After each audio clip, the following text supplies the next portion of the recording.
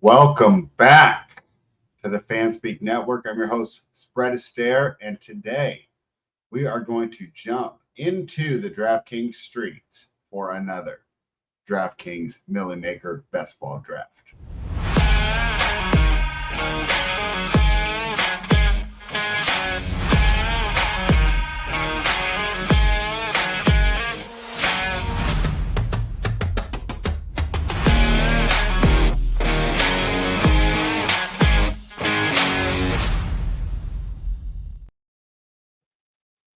All right, here we go. I see Main Mac in the chat. What's up, my guy? We're going to dive right in because it'll probably take us a couple seconds to fill this up, and we can kind of talk about everything that's been going on. Why'd I hit NBA? Just old habits die hard. Everything that's been going on and everything going on with the, boy, only 196,000, huh? When this is going to fill up. But so we're in the dog days of summer, not a lot of ADP movement. I'm in a draft right now. It's the best ball, 1.5 million to first, $20 entry. If you guys want to join, there's only 3 of 12 in here. So you'll have plenty of time to jump in and draft with me. And of course, we will talk about your team at the end of the show. This is the Fanspeak Network. Meg just put up an article today about the best late tight ends. Of course, there's a lot of talk about elite tight end this year, and that seems to be the way that everybody's going. But if you want to get different, you can do the late tight end, which was successful last year. 2 years ago, elite tight end was the way to go. Will this be cyclical, or is the late tight end here to stay? So I'm looking through these draft names. Not a lot has moved lately because, I mean, let's be honest, we're not really getting that much news. They're in camp. Everybody looks good, of course. Follow your local beat writer. They'll tell you why you should be drafting all these players. Like I saw one about George Pickens today, how he's set to come alive. So not a lot of news here. I've actually been slowing down on my main drafts because I figure my ADPs, because I've already done so many, like I think I've done 300 total. These ADPs aren't really moving. So I've hashtag got my guys, and I'm going to continue here, and I'm going to wait until some of this news changes. 11 of 12, one room left for one more if you guys do want to join in. But yeah, not a lot of movement right now here as we continue to wait for news. I am at pick 6. Let's see if there's anyone I know in here. What happened here? All right, here we go. If you're in here, guys, let me know. Oh, Noel fan didn't join us today. He's been in like I think almost every single one. I'm sitting here at pick 6. That'll be Justin Jefferson, most likely. You can move up for a running back here. If it was underdog, I would consider that. But I think even though underdog is more wide receiver heavy, I want to go wide receiver heavy more on the full point PPR system of DraftKings. The 100-yard bonus for receiving on DraftKings seems like there is as wide receiver thirsty as they are on underdog, and sometimes it just gets ridiculous. I mean, sometimes it is just absolutely ridiculous. As wide receiver thirsty as they are on underdog, I think it pays to be wide receiver thirsty here. So I'm not going to step up and take one of these running backs, Breece Hall and Bijan Robinson. I'm surprised to see Breece ahead of Bijan here on the ADPs because it seemed like Bijan has been steamed up higher. But especially in this format, because I think Bijan could be excellent out of the backfield. But other than that, I mean, you guys, if you've watched the shows before, right, you know the strategy. We're ADP chasing at the beginning of the draft because, let's be honest, there's no bad picks here in these first 50, 60 picks, right? Where you're really going to differentiate yourself is the second half of the draft. So we'll be ADP chasing first, most likely end up with Jefferson. And I think one of the reasons Jefferson has fallen on this board is not because of him as a player. I think it's because of the correlation. The same reason why I think that Devontae Adams and Brock Bowers are a little lower. So there's 3 quarterback situations that I think are in flux, although Pittsburgh seems to be a little more defined. But that would be Minnesota, Las Vegas, and Pittsburgh. And I think it's causing some of these receivers to be undervalued because let's say I do end up with Justin Jefferson here at 6, which is kind of what I expect. Who do I correlate him with? It seems pretty obvious that Sam Darnold's going to start the year. I don't know if that's been officially announced, but that seems to be the overall general feeling if you're following the beat writers in Minnesota, is that Jefferson will go first. So who do I correlate him with, right? Which is why I think that he's fallen behind Amon-Ra St. Brown. I do think Jefferson will get more targets. He's probably a better player. I mean, who's Jefferson's target competition? Hawkinson's not even coming back till what, week 10, week 11. Jordan Addison's a fine player, but he's nowhere near the level of a Sam Laporta, not to mention, well, you know what? Minnesota's got all right running backs too with Aaron Jones and Ty Chandler, a guy that I'm high on. Wow, so Bijan went higher. So now I have the decision between Amon-Ra and Justin Jefferson. I'm just going to go with Amon-Ra here. I didn't expect he would be available. But when people do make that jump, it is usually for Bijan Robinson. And why not? If I were to make a bet, and of course, the odds would have to be correlated, right? The lower it is on the draft, the higher my odds would be. But I think Bijan's got the best chance to be 1-1 next year out of all these players here in the top 10. We'll see. But boy, I know he was really hurt last year by the lack of usage. That offense should be so much better. The schedule's not that hard. And you know how it is. If you got Kirk Cousins and he's moving the ball down the field and he's getting first downs and he's getting a lead, should see a steady dose of Bijan Robinson. So I understand people moving up for that. Okay. So since I do have Detroit, right, I might look for a little San Francisco run back, which is a lot easier to do. For those of you who are familiar with Underdog, look at Brandon Ayuk all the way down at 19. He's higher than Devontae over on Underdog. And then, of course, Deebo Samuel all the way down to 28. Of course, this is because it is PPR. The touchdowns are less valuable as you can really run up these points with targets. So it feels like on DraftKings where you are valuing targets more than touchdowns, which is the opposite to Underdog. I could understand why Deebo Samuel's a little lower, but boy, he really seems to be, to me, to be the steal here in this range. Of course, Derrick Henry, how can you not like him? But boy, Cooper Kupp, another one, expect him to get a lot of targets as well. DJ Moore, not sure what to make of him. So there's two teams, and we've talked about this before, but if you're first time watching, I'll review it again. Chicago, kind of, but especially Houston. Seems like it's going to be hard for them to play off their ADPs. On past shows, I've gone over why I don't think that Houston, they could possibly all pay off their ADPs. I mean, they would have to be the best offense ever to have 3 receivers go in the top 40. However, I think Chicago's kind of got some of the same issues. First of all, you've got a rookie quarterback, so it is going to be somewhat inconsistent.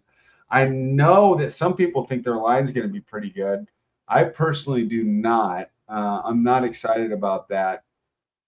And I don't know. It just seems tough for me. So the player that I've been going for more than DJ Moore is Keenan Allen, just because I feel like he has similar upside, but you can get him a round or two later. Rome Odunze is really a tough one. Like, so for example, like Lad McConkey, right? Rome Odunze is 10 times a better player if you're just scouting, looking at the college tape, looking at the college production. However, being number 3 on an offense between two guys that we know can get open, DJ Moore and Keenan Allen, is a little different than competing with Josh Palmer and Quentin Johnston here. So some of this is due to usage.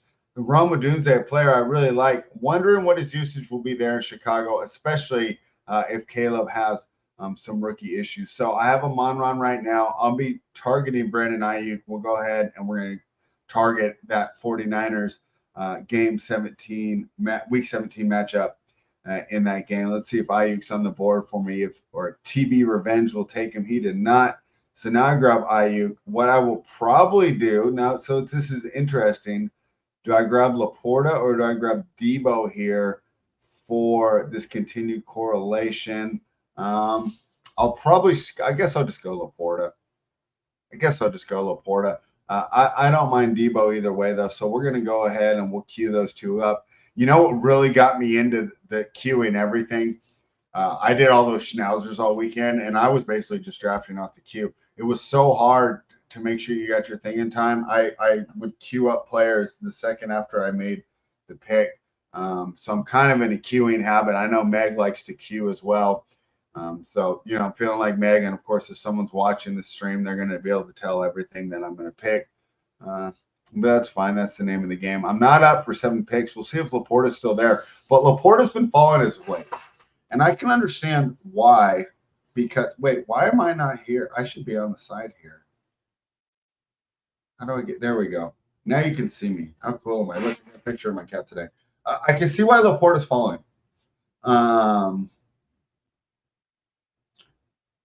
The idea that he's that much better than all these tight ends that have done it before. Now, on Underdog, Laporta's tight end 1. Here, Kelsey's tight end 1, which makes more sense to me. Then we also got guys like Dalton Kincaid, Mark Andrews, Trey McBride. I really like George Kittle in this format where it's just Spike Week Central, and Kittle is the Spike Week master, as well as, okay, so Debo's off the board. Let's see if Laporta falls to me. Evan Ingram, who just got a ton of targets last year, and I don't see why that wouldn't continue. I know that Brian Thomas is going to take that Calvin Ridley role, but it feels to me like it's a safer bet on a guy that Trevor Lawrence already has chemistry with. So I can understand why people are avoiding Laporta here so high. But since we kind of committed to the San Francisco-Detroit build, that's where I'm going to go. And then I have 2 options to match him with when it comes to quarterback. Ideally, I would get both. And we're talking about, of course, Brock Purdy and Jared Goff. I also think those are 2 interesting players. I am really surprised to see 2 rookies going ahead. Oh, there goes Laporta. Now I got to think on the fly. Okay, I don't want Kelsey. Mike Evans is good. I don't want Diggs. DJ Moore is interesting. Pittman. I could grab a running back in Travis Etienne. We're going to go with Mike Evans here. That's too bad that I got sniped there. So now I'm sitting here. More late round quarterback options. Going back to my point earlier, though, because I thought we were just going to be auto drafting. I'm on the clock in 10 picks, so of course we'll look ahead to that as well. On DraftKings, these quarterbacks go faster. On Underdog, a lot of people run 2 quarterback builds.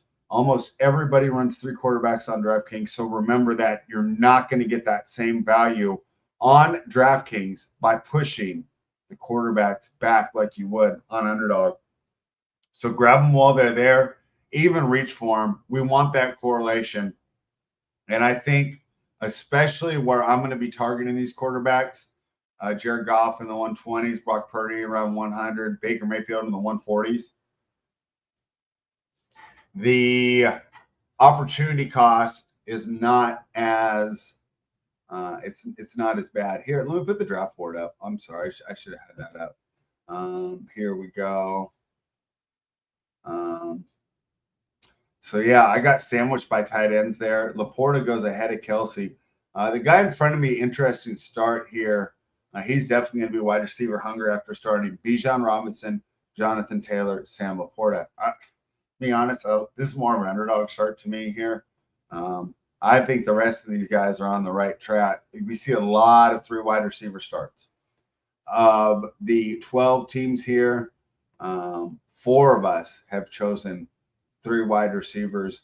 Everyone else, except for, so 3 players went only 1 wide receiver or 0 wide receivers. So we'll see how that continues to turn out. Our first quarterback goes off the board, Josh Allen. Let's see if he reaches for Kincaid. If I was this X not JX guy, I would reach for Kincaid here.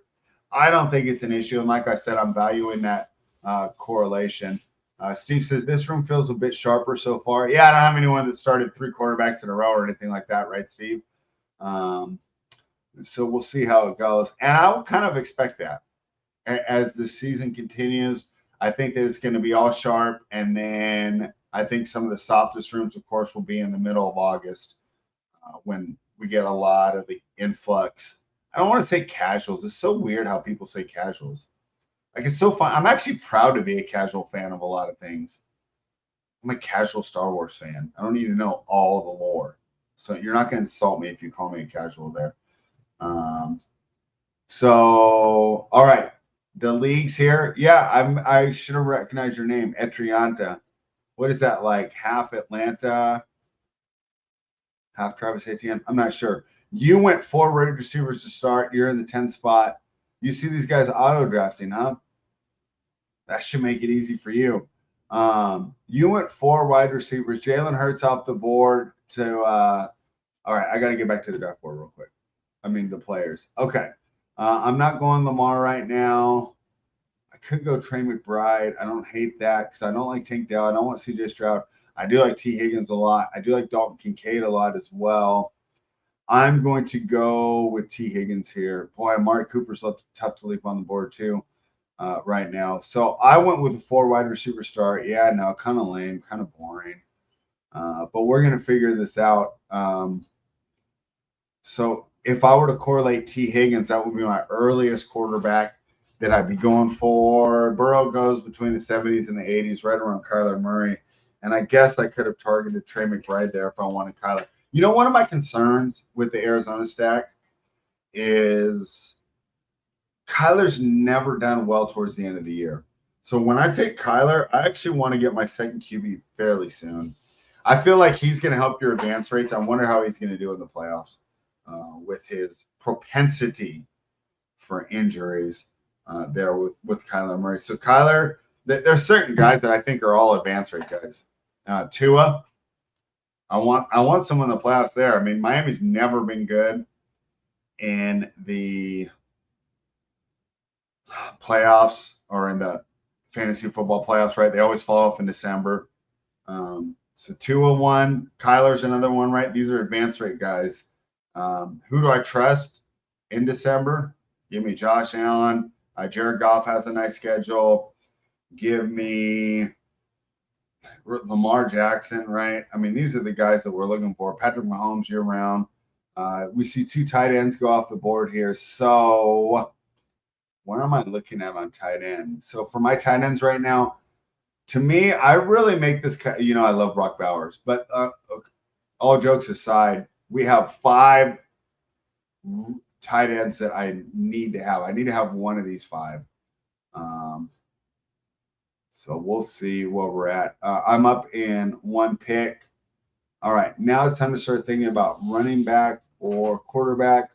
I could take Kyle Pitts, but I'll be honest, I'm not too high on him. I might take another wide receiver and then just be done with wide receiver for a while.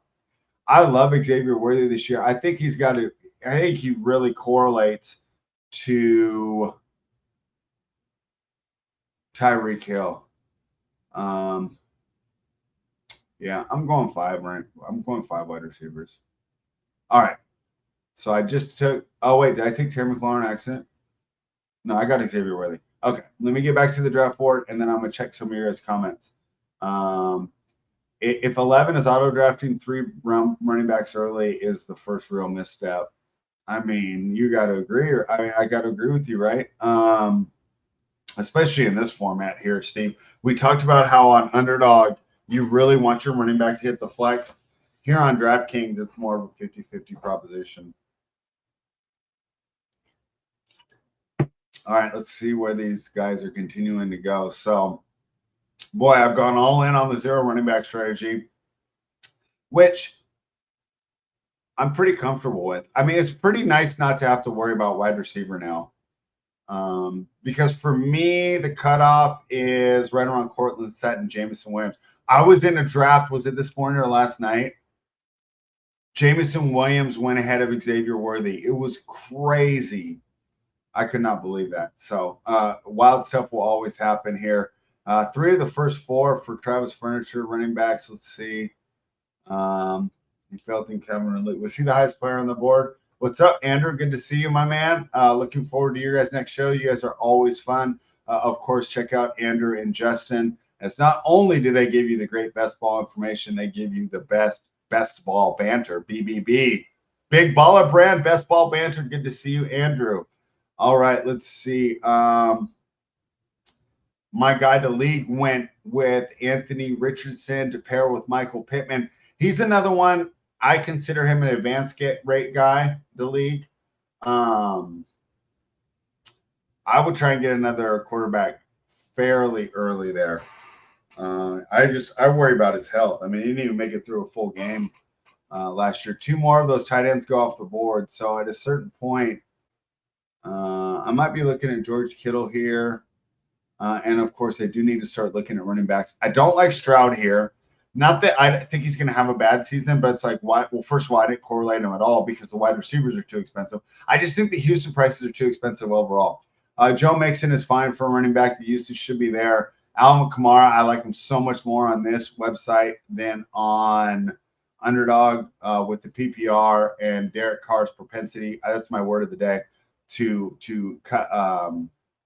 Dump down or dump off or just take the check down. Kenneth Walker, kind of the opposite. I actually like him a little more there on Underdog. And I also wonder with the new offensive coordinator comes in who feels like he's going to emphasize passing, will Kenneth Walker and Zach Charbonnet be less effective than they were under the past under old Pete Carroll? Keon Coleman, interesting player. I mean, to me, he's the epitome of boom or bust. Ladd McConkey goes off the board right there. I'm going to take Kittle unless someone snipes him. If not, I will grab Alvin Kamara. So we're going Kittle, then Kamara probably as our – oh, should I grab Joe Burrow? We talked about that. Never mind. I'm going to grab that quarterback right now. Dang it, but I can't get a better quarterback later. Will I be able to get a better tight end later? You know what? All right, we're going to push it back on quarterback. All right, I took George Kittle there. Now I really want Brock Purdy. That was tough to leave Burrow on the board here, but I'm going to tell you my thinking. Look at all these awesome quarterbacks I could still get. Dak, Jordan Love, Caleb Williams. You can argue about him, but I mean the upside's there. Brock Purdy, who's actually I'm targeting now. Jared Goff, who I've already targeted because I didn't get Laporte, did I? No, but you see all these available players here that I would like. Now I look at the tight end.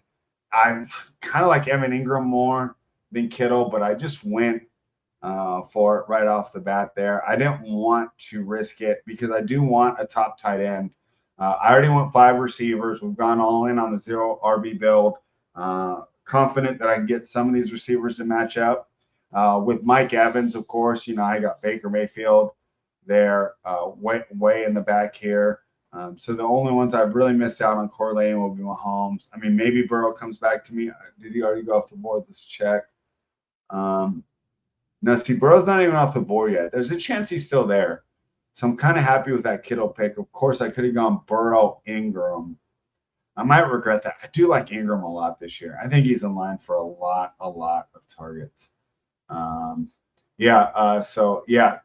is PPR is so good. And that's what's fun, Steve, when you're like me and you're doing multiple sites, like just split this up. And I've said it before, but if you're new here, right, it's like Kamara, DraftKings, Kendra Miller, Underdog, Brian Robinson, Underdog, Austin Eckler, DraftKings. And so I think there's a good way to put your exposures on different sites rather than all in the same contest. So Burrow might come back to me. Evan Ingram, boy, I don't know if he would have. So looks like I made the right call there.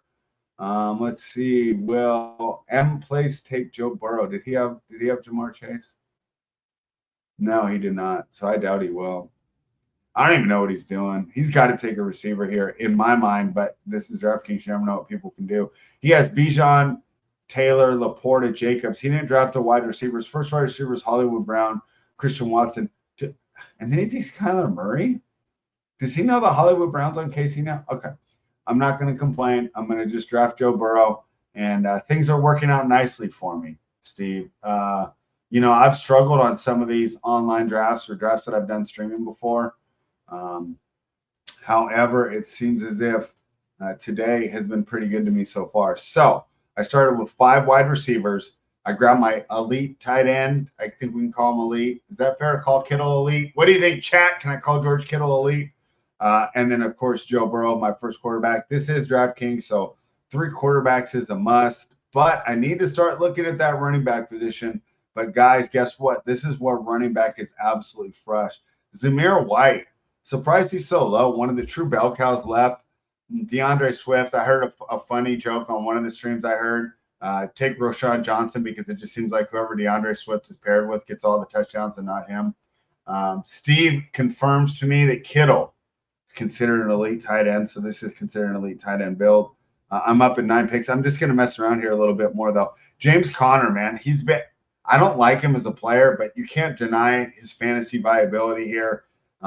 Zach Moss is a tough one because he's another one. I don't really like him as a player. However, when given the usage, he's been an effective performer. Najee, Tony Pollard, Jalen Warren.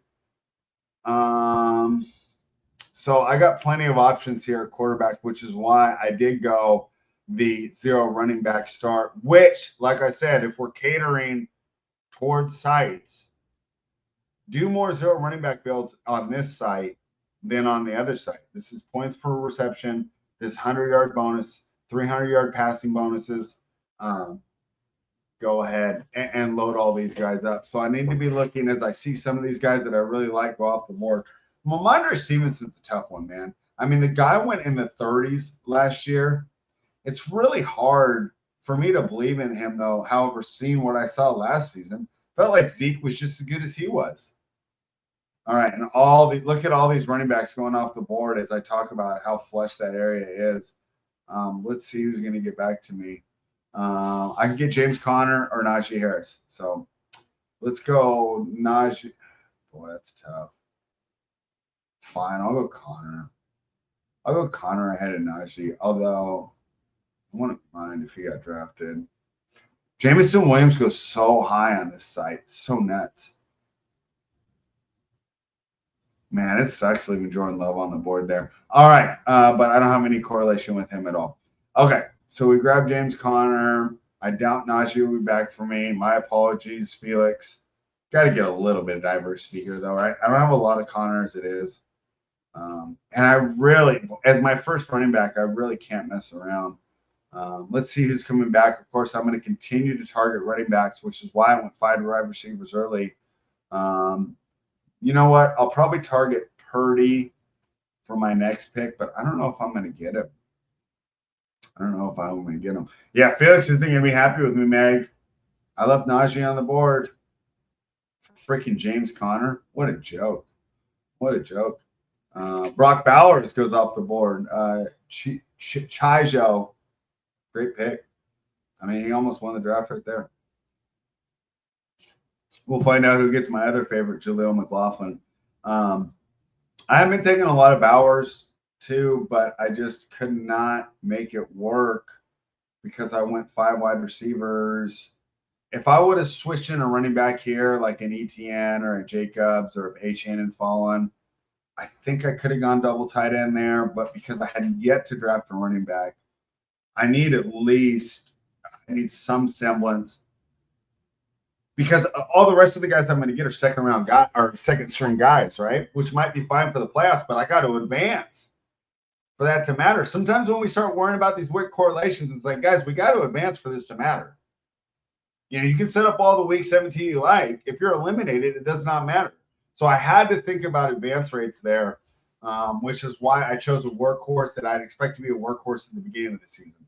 Because everyone else I'm going to be taking shots on, if I'm right, they're probably not going to be available for a while. All right, let's see if this guy, I mean, the guy in front of me, you can't predict him. But I'm going to take Purdy if he is available, which would be nice to have 2 really strong QBs right off the bat. So pretty excited about that. Yeah, no Najee Harris. I mean, Felix is probably giving me the thumbs down right now. Probably going to unfollow me on Twitter. All right, we got Brock Purdy there. Boy, I'm really liking this team. You know, after a string of drafting fairly poorly on stream, I feel like this is a pretty good example of how to execute the 0 RB strategy on DraftKings. Okay, we start with 5 wide receivers. Okay, and I'm not even going to list them all off because the whole idea is you're getting high wide receivers that are either number one or number two in their offense, and they have these huge upsides. Okay, but then we also know that DraftKings can be quarterback hungry. So I have to go ahead. I didn't really reach there, but I had to prioritize the quarterbacks when they're available. I can't push them back like it's underdog. But we did that. Now I got Burrow and Purdy, and I could just throw anyone in that third spot. I mean, if this was underdog, I would just rock those two quarterbacks. We have two extra spots here, round 19 and round 20. I mean, what's my opportunity cost there? Malik Washington and Hayden Hurst and guys we're not even really sure about here. So I will get a third QB, but boy, I don't really need to worry about it at all now. And we're gonna fill in the running backs, and you guys will watch how I do it. But I can just sit here and watch all these wide receivers go off the board. I think the wide receiver cliff already ended. Like Mike Williams, I don't want him in my top five. Khalil Shakir, I mean, maybe he's a huge upside swing, but if you're drafting Khalil Shakir, you want to be where I'm at right now, where he's your six wide receiver, because there's a chance he does absolutely nothing. There's a chance that Keon Coleman is a stud, Curtis Samuel's a veteran, and they just move the ball around, and he's just not getting a heavy amount of targets to justify him. I really like Tyler Lockett in this range.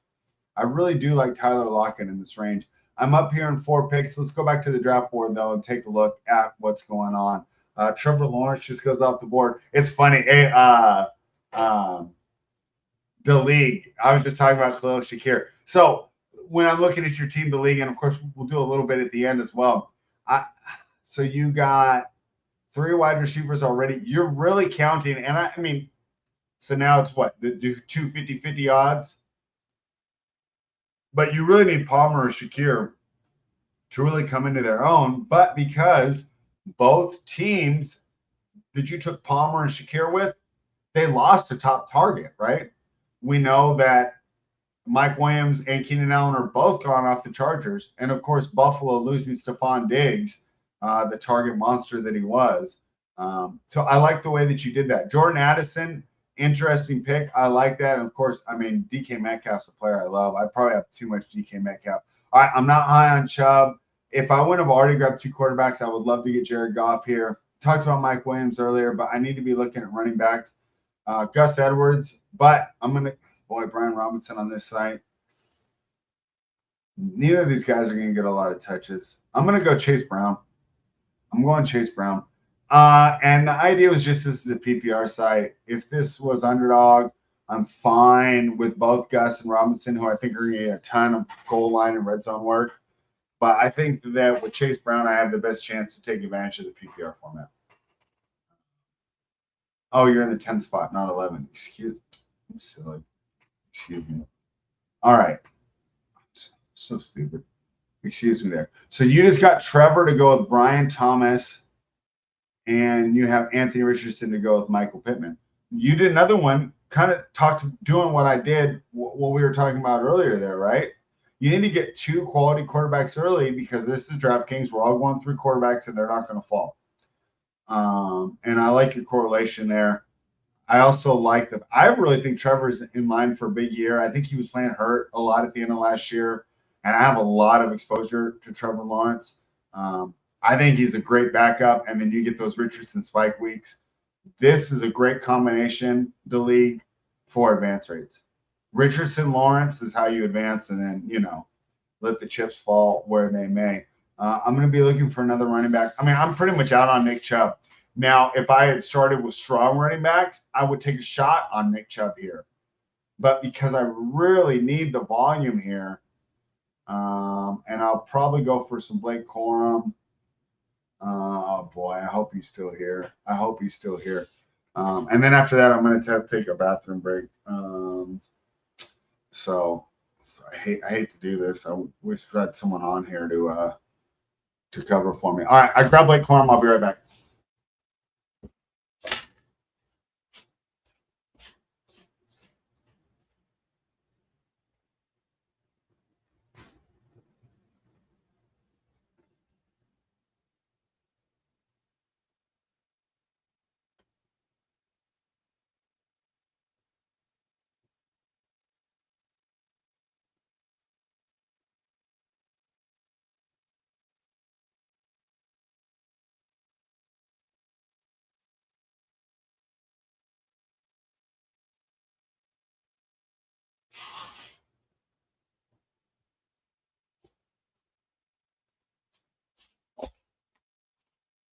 I apologize for the delay. I hope we did not lose too many viewers there.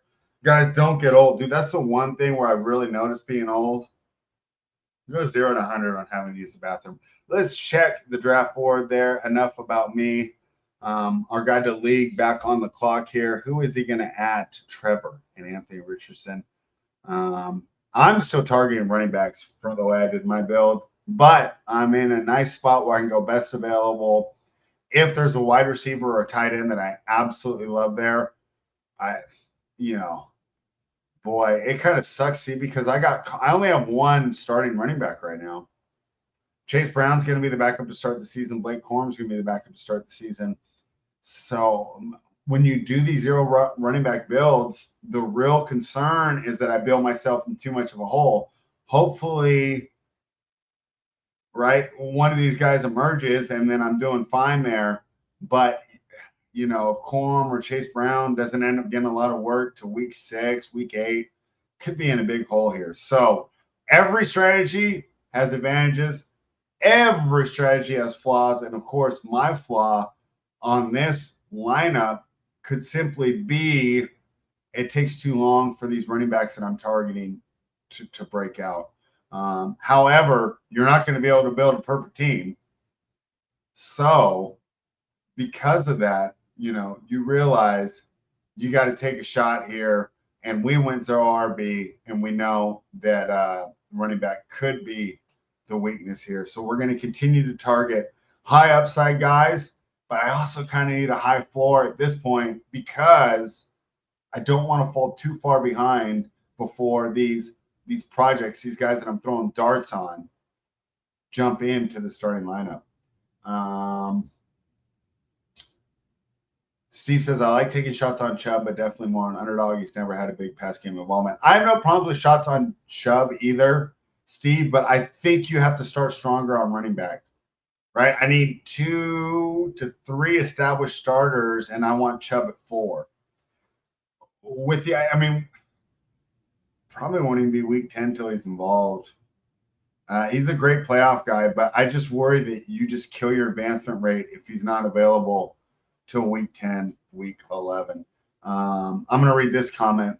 Elliott, I think, is pretty accident. He actually does have some passing work, and Dowdle might not take as much passing game work as, say, Pollard. I agree with you there, Steve. We know that Zeke and Dak already have a bit of chemistry. One of the reasons why I think, the rest of the league saw Zeke as someone who was, quote unquote, washed. Okay. So see, we talked about this earlier. A wide receiver. Come on. I'm not the only one who loves this guy, right? Dontavian Wicks. So what's my opportunity cost here? Not a lot. So I'm going to take Wicks right now. That's my 6th wide receiver. And then I'm looking at more of these running backs that I'm really going to have to take a stab on. J.K. Dobbins is about 30 spots higher on DraftKings. And I have no idea why. I think the 180 that he's at on Underdog is much more accurate. So Kendra Miller, Ty Chandler, 2 backups I love. We all know Marshawn Lloyd, Ray Davis. Of course, Pearsall will be an interesting option if I do get there. I always like Geno Smith as my 3rd QB, and I do have a lot of Geno exposure. However, I didn't grab any DK or JSN yet, so he's kind of out of the running. For my 3rd QB, it's going to be Baker or, I don't know, just like a naked Derek Carr or something weird. Okay, let's jump back to the draft board, and let's check out what Steve also got to say. 6 running backs on Underdog, maybe 7 running backs on DK. Yeah, you really got to load up the running back if you take a shot on Chubb. However, Steve, when you do that, right, you realize this could be a winner, right? Because this is a guy that went, around number 9 overall last season. Before the injury, many were saying was the best pure running back in the NFL. If you get those guys for the playoffs, that could be the difference. And we've seen Cleveland spike and ruin playoff plans before. Amari Cooper did it to us last year. So I don't think you can completely ignore him. However, since we're drafting and we're giving out advice, if you go 0 RB, I think that he's out. He's off your board. I think that he's off your board if you do what I've done here with the 0 RB. He's more of a robust RB build, and then you're really swinging for the fences. But you have the security knowing you got guys like Derrick Henry, Travis Etienne, Jonathan Taylor, guys that will push you through to allow you to be in a great position to take advantage of those potential spikes. So Jalen Wright's a guy that's interesting. I mean, we know these Shanahan guys and McDaniels like to run the ball. Let's look at these other running backs who I could have.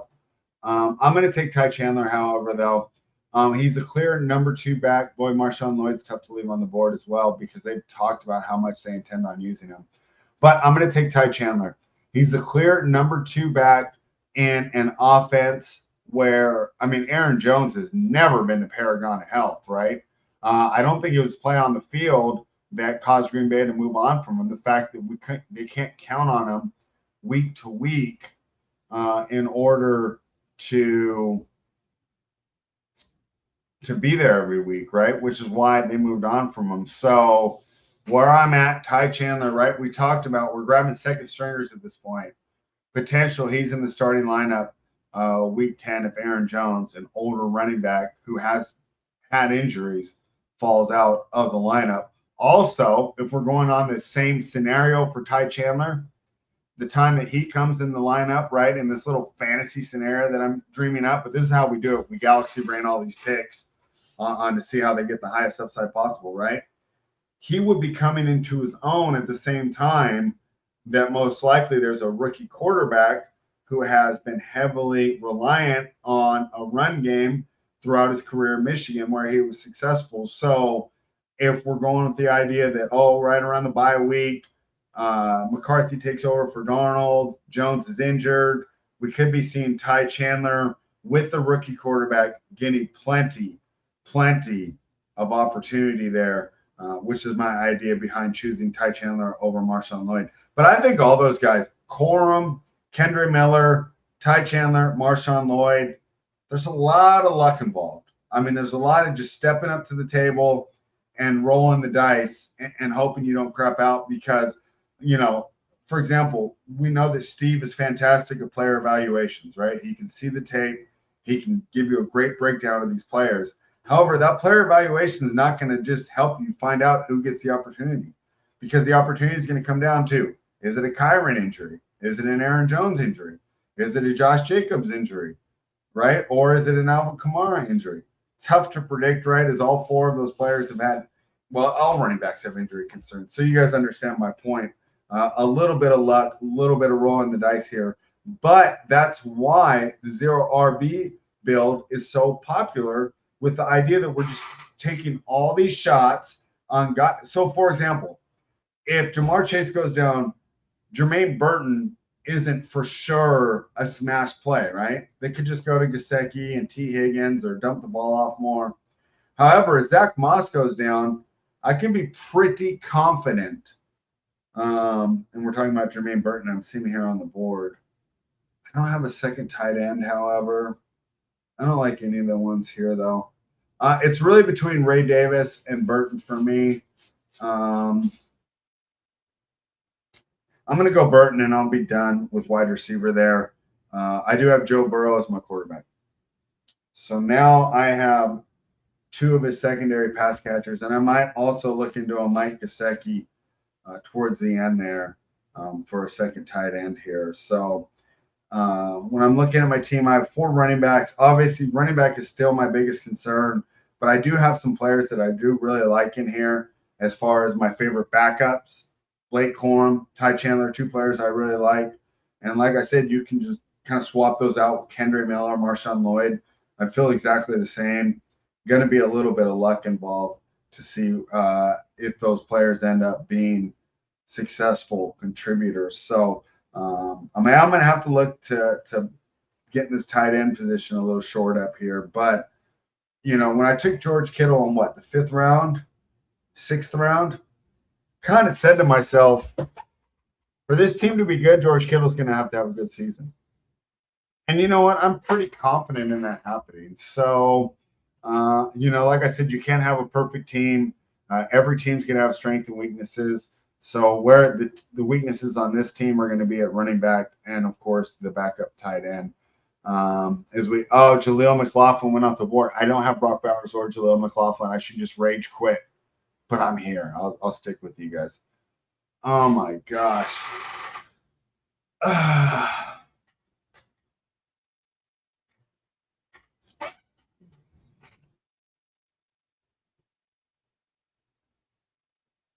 All right, let's go check the players and let's start planning out this next pick. Ben Sinnott falling down the board. Are we surprised, Steve? No, we're not. We all thought that he was completely overdrafted. Although, in this case, Hunter Henry went ahead of him, right? But boy, I know everyone's looking for this year's Laporta. It's tough to see Sinnott starting right off the bat. One of the reasons we like Laporta so much last year was the lack of competition. And while it's hard to see Zach Ertz starting throughout the whole year, that is a tough competition. Now, we talked about J.K. Dobbins earlier, but boy, looky here. Looky here. Look who just fell into my lap. Chuba Hubbard. Now, how fantastic is this? Because we talked about what are some of my concerns with this team. Advance rate in the early seasons. Well, who do I expect to get a lot of work early? Chuba Hubbard. It's probably not going to be there for the playoffs. So I like the way I balance this team, right? For this team to do well, Ty Chandler or Blake Corum's going to have to take over as the number one running back, or even Chase Brown, right? I mean, I'm relying on a lot of backups here. This is the guy that hopefully will carry me through those first 5 or 6 weeks until they turn things over to Jonathan Brooks.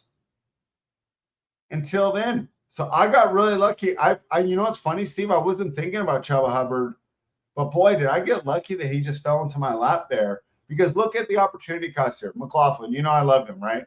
Still a backup, right? We still need Javonte Williams to go down or play terribly, which I think is a pretty good chance of happening. However, I think Chuba Hubbard's going to be the very first snap, week 1.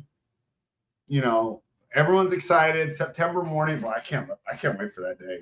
Red Zone. I went to Vegas for it last year. I don't even know if I'm going to go this year. I think I might want to watch it at home, Red Zone, and play some daily fantasy. However, my point is Chuba Hubbard's going to be there at the beginning. Hopefully, those are the points I need for that advance rate that we were talking about, so I can be in position when, because like I said, when you're doing these things, they're all kind of fantasy scenarios, if/then, where Ty Chandler, Blake Corum, and Chase Brown take over in their backfield. So I feel like I got lucky there. Let's see if I get lucky for a falling tight end. And, of course, we do need a third quarterback. So we'll kind of keep an eye on that. Bryce Young still on the board. Derek Carr, I don't hate him. Because you can always backstop both those guys. I could do Bryce Young, Jatavion Sanders. Dobbins might have more upside if he gets the second or first roll, but huge risk. Well, I think he'll have that role. It's just how long will he last, right? It's just tough for a guy that hasn't made it through at all. I mean, him and Anthony Richardson are both tough, right? I see Derek Carr still on this board. Bryce Young. I like Carr a lot more. I might have to take him if he's there. Nope, he's gone. Do I want Bryce? I can also grab Daniel Jones. I'm going to grab Daniel Jones. Kind of weird pick. Why am I grabbing Daniel Jones over Bryce Young? So Bryce Young had one of the worst rookie seasons we've ever seen. Now, we are aware, however, that that was a terrible situation. Daniel Jones, however, this is my third QB, and it's the guy that was in the top 10 2 seasons ago. I know we love Canales, but it's just the new shiny thing. Didn't we all love Dayball last year? I don't think Dayball forgot how to coach football. Both players the opportunity to backstack, but I get a little better with Daniel Jones because I still have Jalen Hyatt. I think Wan'Dale Robinson. I haven't checked. Maybe he's gone. But usually Wan'Dale Robinson's still on the board, Jalen Hyatt and Darius Slayton. All the opportunities for me to get a little correlation. And I don't hate a little Teo Johnson there towards the end. So that's why I went with Daniel Jones. over Bryce Young. And it looks like some other people agree with me as I see Bo Nix go off the board before Bryce Young. It's another thing, man. I mean, Sean Payton, do you guys think he really forgot how to coach football? So, yeah, that's why. So Bryce Young finally goes off the board there at the last pick of the 16th round. Steve, have you noticed on Underdog, is there times where Bryce Young's not getting drafted at all? I've done more. I'm trying to. I couldn't do it off the top of my head, but I'd say maybe probably 33% of the time. All right, let's see where I'm going with here now. I'm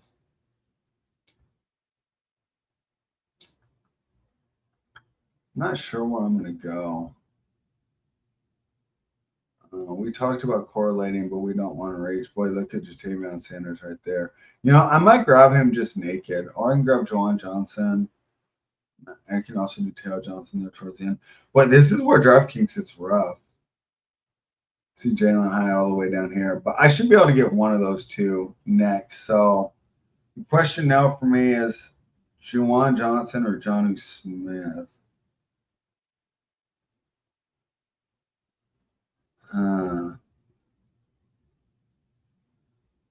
Let's go Johnson.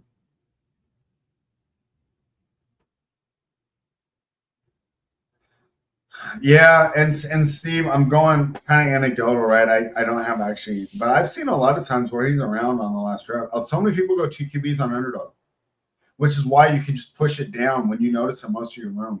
Here you can't do that at all, which is why I was happy to get that 3rd QB right now.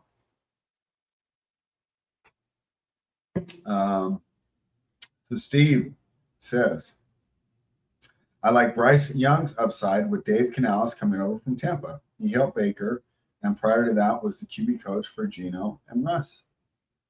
Yeah, that's fair. I mean,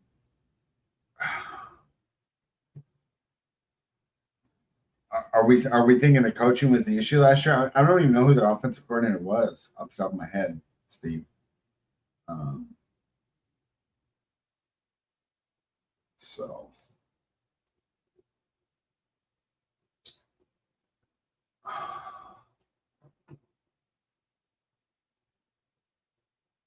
All right, we'll see where we're going. Sorry, guys. I didn't mean I was. I got other things on my mind right now. I'm not doing the best physically. I had a. It's really hot out here, and I had a problem yesterday. I'm trying to decide if I'm going to chance it and going to work this evening. So I see my guy, the league. He's up next. So Steve says it definitely is a coaching upgrade. He says it was a nightmare in Carolina last year. Huge mess. The Athletic just ran a story about how the offensive staff was a disaster. Yeah, I was trying to remember off the top of my head who the coordinator was. He says coaches couldn't agree on the best approach for Young. Totally messed with him. Yeah, and I mean the guy's small. He's not going to make plays on his own. He had the worst line. He also went from a situation where he was on the most talented team to the least talented team. And I think that was a tough situation for him. I love his highlights. And, you know, if you would have told me before the draft last year, I thought he was going to be way better than C.J. Stroud just based off his ability to sit in the pocket and make those throws. But what a terrible situation he went into.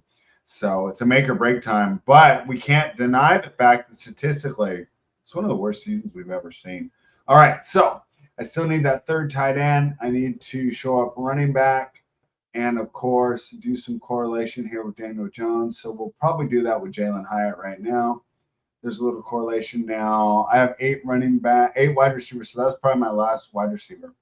I need 1 more tight end and probably 2 more running backs. However, I'm not going to force it, right? If it's someone I don't really want, I'll take another Giants receiver.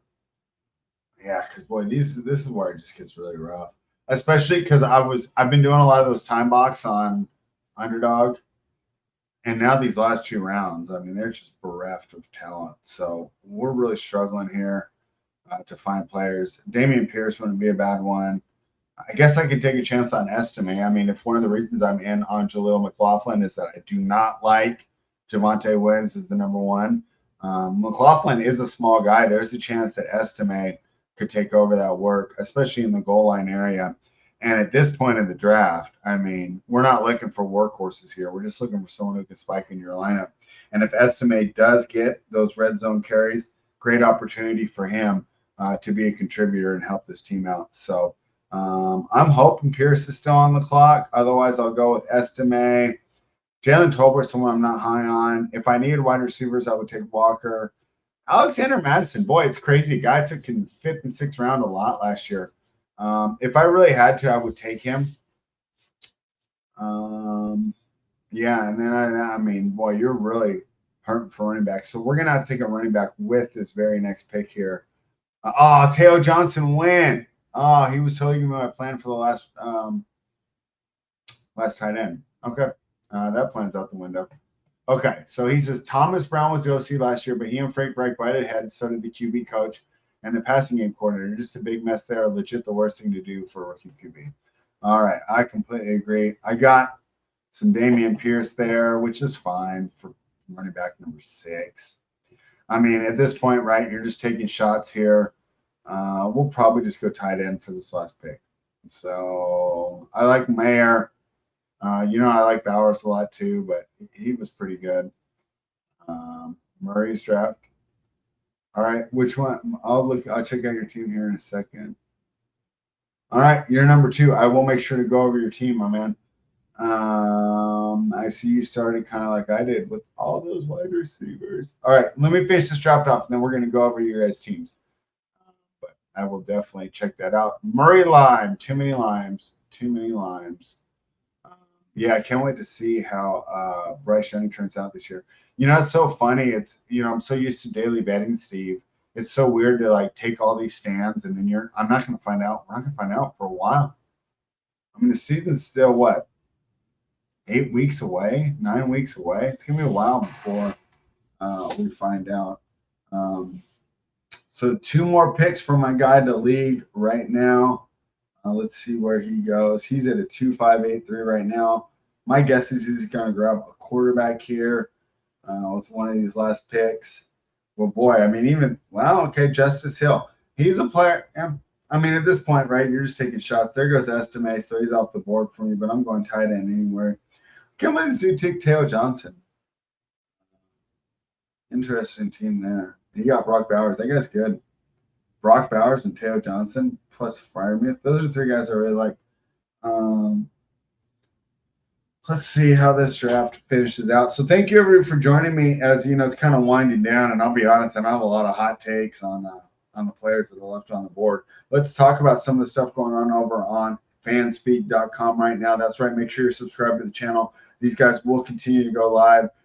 Andrew and Justin usually do Thursday. If you haven't heard, there's a holiday on Thursday, so they're going to take that day off. I believe they are on tomorrow or Friday instead. But if you're subscribed, you'll get the notification when they go live, and you're going to be able to have a lot of fun with that because I always enjoy listening to that show. Of course, Meg has Friends at Best Ball coming up, and I'm 2 picks away. Let's check out the tight ends I have available. No Darren Waller. We don't want him. Why is he still on here? Just take him off. Tucker Kraft, Michael May. I like Hayden Hurst. All right. So there we have it. And let's go over these teams right now. And then we will finish off this draft here because Murray still has 1 more pick left. But tough. That pick, Murray's tough to get a guy to hit your lineup. Let's see if you can pull it off. All right. Our guy to league started. So you can tell the Fanspeak people because we start with wide receivers.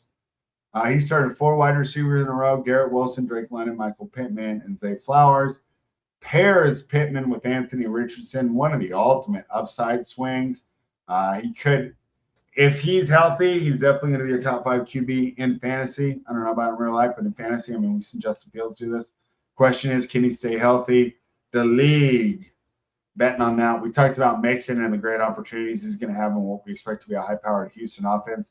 Great pick in the 10th round. He grabs Brian Thomas. Ramondre Stevenson, a guy I'm not sure about, but you took him in the 8th, right? I probably like DeAndre Swift a little more. Obviously, I like James Conner a little more, but 2 years ago, he was fantastic. So let's see under new coach. What's the coach's name? The linebacker. Dang it. Remind me of the Patriots coach name. Regardless, let's see under the new coach if he can find his old form. Romeo Dubes, what a great. I love him in best ball. He's going to suck in managed league, but great. We talked about pairing Trevor with Brian Thomas. Good job there. Josh Downs, Gabe Davis. He really was some guys here. Musgrave, Cade Otton, guys that could spike in there. So one thing that the league did was the zero tight end or no elite tight end. So he took Musgrave, Otton, and Chig, just hoping that they're going to spike into his lineups here and there. Now, I know that elite tight end is a rage here, but if he's betting that these tight ends like Laporta, Kelsey, Andrews, they dud out, injuries, for whatever reason, he got a Zay Flowers, a Michael Pittman in those spots, guys that were, less likely to get injured and more likely to put up big scores week after week. So he's betting on some of these elite tight ends busting out with this build. Can't really complain about the running backs here. I feel like he did a great job. And only 2 QBs overall. Interesting, huh? All right, let's go to you. Oh, Gerard Mayo. Thank you, Steve. Murray Lime here. CeeDee Lamb, Deebo Samuel. Got to like that start here. Devontae Smith, Christian Kirk. I talked earlier about how on DraftKings specifically, zero RB is my favorite way to draft at this point of the year. And he did it as well. Dalton Kincaid, I love him. I think Dalton Kincaid has just the same shot as being the tight end 1 next year as Sam Laporta. So I really like what you did there. Kenneth Walker, player I love. Let's see how it works under this new offense. But just as a player, fantastic. David Montgomery, another one. I don't understand how we get him so late. Considering last season, he did get a ton of the red zone looks here. And we also know that Detroit likes to run in the red zone more than throw. One of the reasons why Goff puts up a bunch of 300-yard games, but not as high on the list here. He goes with Jaden Daniels as his QB. Just like Anthony Richardson, the risk is there, but the upside is there as well. Who do you have, Jaden? Do you have Jaden paired with anyone? Yeah, so I guess maybe a slight critique there. If I get Jaden there, I think you have to grab Jahan Dotson. Where did Dotson go here? Well, you got him with Brian Robinson. I think you would have had to. My only critique probably would have been I would have grabbed Jahan Dotson over Brandon Cooks there because you don't have Dak. And I want at least some receiver correlation, right? In this build that you created, you're betting on Jaden Daniels being a top fantasy QB, and I don't think it's going to be all through the ground. So you've got to think that if he's a top 5, top 10 QB, it's because Jahan Dotson's doing pretty well. Slight critique there. Do like your running backs here. Geno Smith, did you correlate him with anyone? So, Murray, you have a really good team. I think my biggest critique would be a little more correlation here. A little more correlation. And, of course, you would have had to snipe me here. But with this start, I think you locked yourself, not locked, but I would have tried to get one of Dak, Brock, and Trevor. Great players overall. When you're talking about player take, because I'm really high on Kendra Miller. That would be like kind of my final one because I don't see any receivers with any of your quarterbacks. So that's my number one critique. But as far as your player takes, all players that I love. I love Jalen McMillan there in the 17th round. I think Will Shipley's a fantastic pick. Bo Nix, I wish Tyler was on the show. We could argue about him again. He's going to have a lot of upside, especially in a PPR format where he's going to be dumping the ball off a lot. And I think that Sean Payton's really going to be invested in trying to prove himself right because I know he kind of went to bat for Bo Nix. A lot of people criticizing that pick. So he's going to really have – obviously everyone's got a lot invested in making their quarterback good. But I don't know. I like to think Sean Payton knows what he's doing in quarterback. So, Mr. Murray Lime, my only critique would be for the next time, work on your correlation a little bit. Let's try and get some of these pass catchers with the running backs. Like I said, I love your start here. I think when you did this start, though, even if you had to reach, you had to get one of Dak, Brock, or Trevor. Other than that, great team though. I love my player takes. We are lined right up. Yeah, a lot of week 17 correlation. I agree with you there. The question is getting to week 17, and of course we know that those stacks help you so much when you're in the playoffs. But we'll see. I mean, Murray, you can go ahead and message me at SpreadStare on Twitter/X. If you advance out of this pod and I don't, hit me all caps. I told you so. And I'm not saying this is a bad team. I'm just trying to critique because that's what we're doing on here. When I'm on the other shows, it kind of frustrates me when they just say, "Oh, I like your team. You did a great job." Right? Well, it's like, well, it's cool. It makes me feel good, but it doesn't really help me for my next draft. The league says, surprised I didn't take the falling golf. You know why I did not? And it was tough for me to pass on him too with Amon-Ra as my first pick. But I was so weak at running back at that point. I'm just so worried that I'll be in too big of a hole by week 5 with none of these running backs going off. And so that's why, where did Goff end up? I would have had to take him here. Yeah, I needed Blake Corum there. Because for this team to be successful, I put a lot of capital there in Joe and Brock, the league. The running, I'm going to have to hit on these running backs. I feel pretty confident that my other players are going to be pretty good. Panics in round 20. Who did you have? I only do that if you have Drake. If you had Drake and Pitts, I would do it. Let's see. See, you got Devontae Walker, though, around 20. Yeah, I mean, you could have. I mean, those are ones only time will tell, right? Right, the league, because I don't know. I mean, there's a chance that Walker spikes in your lineup. I'll tell you what, kind of like that more than picking like KJ Osborne and McCole Hardman and Jalen Tolbert. Elijah Moore is an interesting player, more than MVS. I mean, really, you have one of the best 20th round picks that there is. So, Drake plus Algier. Yeah, I don't hate panics. I mean, the ideas are going to be completely unique too. Let's just say Cousins does get hurt.